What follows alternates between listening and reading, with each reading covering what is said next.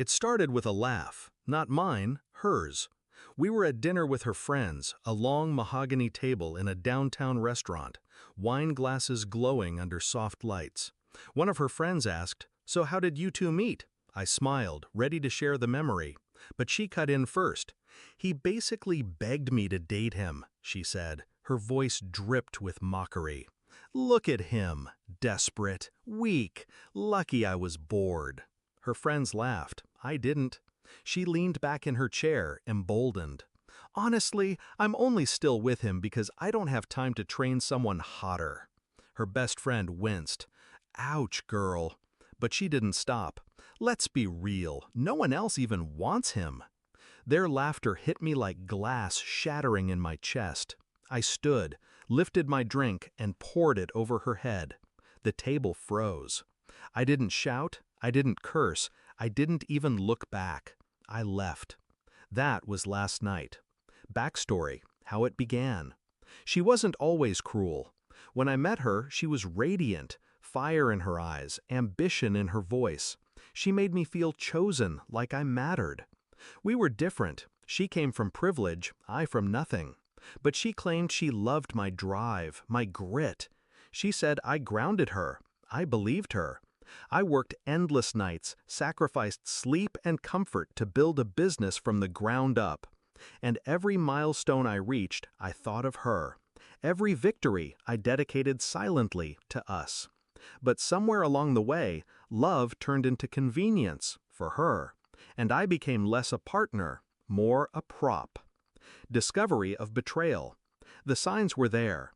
Her eyes wandered in crowded rooms. Her laughter grew sharper, more at my expense than with me. Her affection became performance.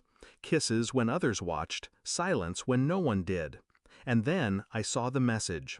A chat thread she carelessly left open. Her friend had texted, "Why are you still with him?" Her reply, "Because he worships me. Because no one else will. And because it's easier than starting over." I didn't confront her, not then. I closed the screen, locked the knowledge away. That was the moment I stopped being her fool and started being her reckoning. Shift in mindset, the plan. Revenge doesn't come from rage. Rage is sloppy, loud, predictable. Mine would be silent, precise, surgical. She prided herself on control. She thought she owned the narrative. Me, our marriage, the image we projected. She needed the world to believe she was untouchable. So I decided I would watch that image crumble. Not with screaming, not with fists, but with paperwork, signatures, and timing. The kind of destruction that looks, from the outside, like justice. Execution of the plan. Last night, when the wine still dripped from her ruined hair, I went home and opened my safe. Inside was every document she thought didn't exist. Bank statements in my name alone. Titles, deeds. Proof that the business wasn't ours, it was mine. Every cent she flaunted as ours was mine. Every car she drove, every vacation she bragged about, mine.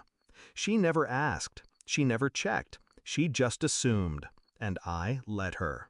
This morning, I called my lawyer. We've been ready for months. The divorce papers were already drafted. All that was left was the trigger. Last night was the trigger. By midday, the documents were filed. Her phone lit up with notifications she couldn't ignore. Asset separation, court summons, requests for disclosure. And then, the part she never saw coming, my lawyer dropped the clause she signed years ago when I convinced her to waive rights to my premarital assets. She didn't even remember. Too arrogant to read what she signed. Everything she thought she owned, gone. The house, the cars, the accounts, the life. Climax, the confrontation. By evening, she was at my door. Hair damp, makeup smeared, desperation in her eyes. "We need to talk," she said. I let her in, sat across from her in silence. Her voice cracked. "You're really doing this? Over a joke? Over dinner?" I leaned forward, calm, controlled. Not over dinner, over years. She flinched. You embarrassed me in front of my friends, she snapped. I almost laughed. You destroyed us in front of the world, one insult at a time. Last night was just honesty in the open. Her bravado collapsed. You can't do this. I have nothing without you. I studied her face. For the first time, she was stripped bare. No mask, no arrogance, just fear. I stood, opened the door. Exactly. She didn't move. Tears welled in her eyes. Please, don't leave me like this. I held her gaze. You already did. And I closed the door. Resolution, reflection. Now she's blowing up my phone. Messages ping every few minutes. Apologies, rage, begging, threats. I don't answer. I won't. For years, she thought I was weak, desperate, a man who should be grateful to exist in her orbit. But tonight, she knows the truth. I was never desperate. I was patient. And patience, when sharpened, is the deadliest weapon of all.